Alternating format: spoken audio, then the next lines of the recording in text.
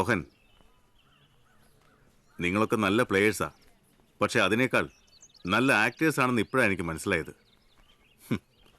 പഴയ കൂട്ടുകാരനുമായിട്ട് ഒത്തുകളിച്ച് എത്ര സുന്ദരമായിട്ട് നിങ്ങൾ സ്വന്തം ടീമിനെ തോൽപ്പിച്ചു. I really like to congratulate you boys. Rohan, പ്രത്യേകിച്ച് നിന്നെ. നീയല്ലേ നമ്മുടെ ടീമിന്റെ ക്യാപ്റ്റൻ. നിനക്ക് തന്നെ തരണം അതിന്റെ ക്രെഡിറ്റ്. സാർ എന്ത് തോന്നിയാസേ പറയുന്നത്? ഞങ്ങൾ ഒത്തുകളിച്ചതിന് എന്ത് തെളിവുള്ളത് സാറിന്? നിങ്ങളെയൊക്കെ കണ്ണും പൂട്ടി ഞാൻ വിശ്വസിച്ചു പോയി. സ്വന്തം ടീമിന് വേണ്ടി ആത്മാർത്ഥമായി കളിച്ച് തോറ്റത് തന്നെയാണെന്ന് കരുതി. പക്ഷേ എന്റെ കണ്ണിൽപ്പെടാത്തത് എന്നോടും ഈ സ്കൂളിനോടും കമ്മിറ്റ്മെന്റ് ഉള്ള ഒരുത്തന്റെ കണ്ണിൽപ്പെട്ടു. സാറേ, ഏതോ ഒരുത്തൻ പറയുന്ന കേട്ട് ഇല്ലാത്ത അലിഗേഷൻ ഞങ്ങളുടെ പേരിൽ ഉണ്ടാക്കിയാലുണ്ടല്ലോ. നീയൊക്കെ കാണിച്ച ചതിക്ക് എങ്ങനെയാ മറുപടി പറയേണ്ടതെന്ന് എനിക്കറിയാഞ്ഞിട്ടല്ല. ഞാൻ ഉരുട്ടി തന്ന ബോൾ തട്ടി കളി പഠിച്ചവരാ നിങ്ങളൊക്കെ. ആ കളി സ്വന്തം പോസ്റ്റിലേക്ക് തിരിച്ചു കളിക്കാൻ നിൽക്കണ്ട. സമ്മതിക്കില്ല ഞാൻ ആരായാലും. റോഹൻ, കുഴപ്പാവോ? എന്ത് കുഴപ്പം? അയാള് പറഞ്ഞ ആ ഒരുത്തൻ ആരാന്നറിയാവോടാ കോശി നിനക്ക്? ആരാ? അവൻ തന്നെയാ, ആ സാം. വേണ്ട റോഹൻ, റോഹൻ വേണ്ട. അയ്യോ,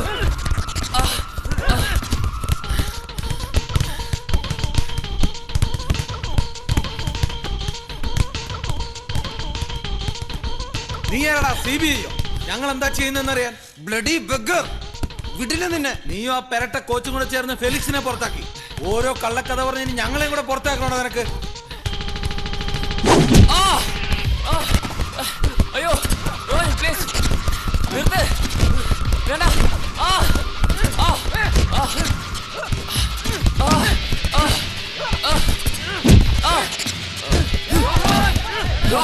Rohan, please stop, Rohan. Rohan, നിർത്ത്. Rohan, please stop, Rohan.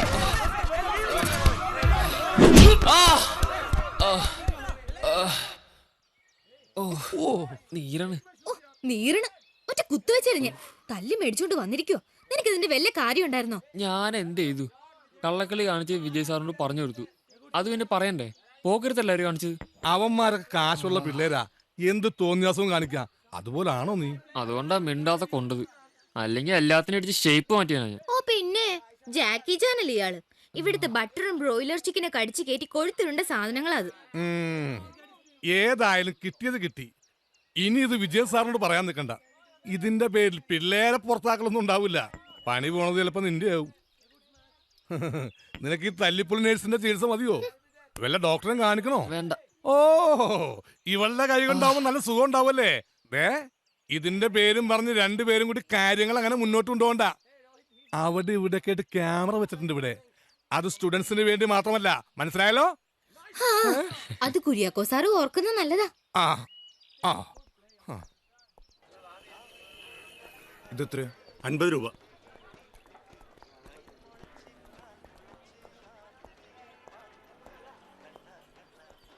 ജോണേട്ടനല്ലേ? അതെ, ഞാൻ ശ്രീകുമാർ.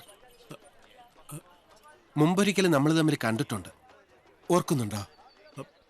അത് അദ്ദേഹത്തെ ഓർമ്മയുണ്ടോ?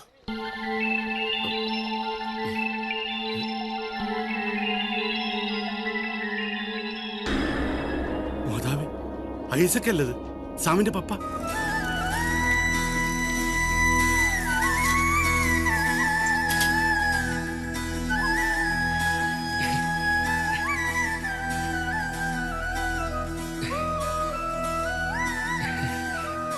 പപ്പാ,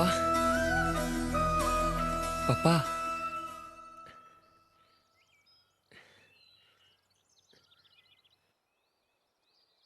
കുറെ കാലമായിട്ട് സാമിന്റെ പപ്പ ഇങ്ങനെയാ. ആരെയും തിരിച്ചറിയില്ല. കഴിഞ്ഞതൊന്നും ഓർമ്മയില്ല.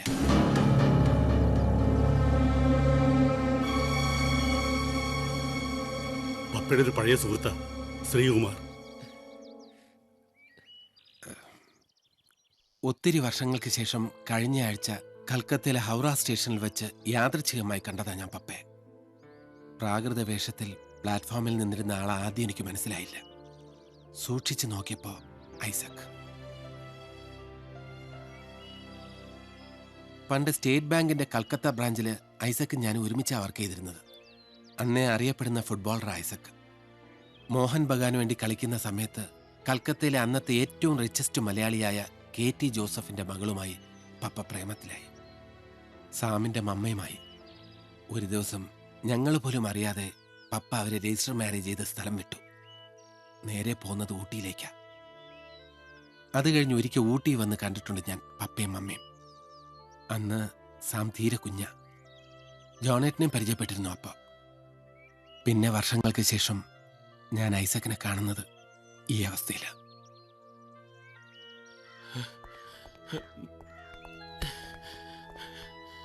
ഐസക്ക് നോക്ക്, തന്റെ മോനാ. പള്ളിയിലെ മെഴുതിരിയും കത്തിച്ച് എത്ര കാലമായി അവൻ തന്നെ കാത്തിരിക്കുന്നത്.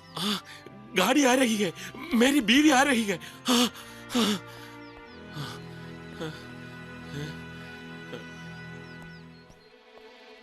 അന്ന് മമ്മയുടെ ആൾക്കാർ വന്ന് മമ്മയെ പിടിച്ചുകൊണ്ട് പോയപ്പോൾ അന്വേഷിച്ച് വീണ്ടും കൽക്കട്ടയിൽ ചെന്നത് ഐസക്. പക്ഷേ പപ്പയ്ക്ക് മമ്മയെ കാണാൻ കഴിഞ്ഞില്ല. മമ്മയുടെ ഡാഡിയുടെ ഗുണ്ടകൾ പപ്പയെ തല്ലിച്ചതച്ച് റെയിൽവേ ട്രാക്കിൽ കൊണ്ടുപോയിട്ടു. ആരോ കണ്ടതുകൊണ്ട് ജീവൻ തിരിച്ചു കിട്ടി. പക്ഷേ ആ ഷോക്കുണ്ടാവും, ഓർമ്മ നഷ്ടപ്പെട്ടു. അന്നു മുതൽ മമ്മയെ തേടി അലഞ്ഞു നടക്കുക പപ്പ. സാം, ഇപ്പൊ നീയെങ്കിലും സത്യം അറിഞ്ഞേ പറ്റൂ. മമ്മ ജീവിച്ചിരിപ്പില്ല. വേറെ ആരെക്കൊണ്ടോ നിർബന്ധപൂർവ്വം കല്യാണം കഴിപ്പിക്കാൻ ശ്രമിച്ചപ്പോ നിവൃത്തിയില്ലാതെ മമ്മ ആത്മഹത്യ ചെയ്താണത്രേ. പാവം, നിന്റെ പപ്പയ്ക്കറിയില്ല അത്. ഒന്നും അറിയാതെ അയാൾ ഇപ്പോഴും കാത്തിരിക്കുക.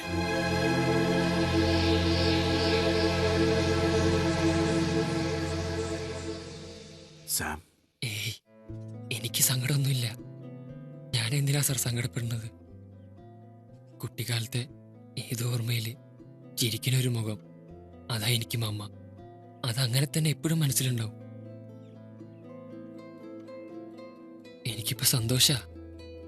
എന്റെ പപ്പയെങ്കിലും തിരിച്ചു വന്നല്ലോ. ഇനി എനിക്ക് എന്റെ പപ്പയെങ്കിലും ഉണ്ടല്ലോ.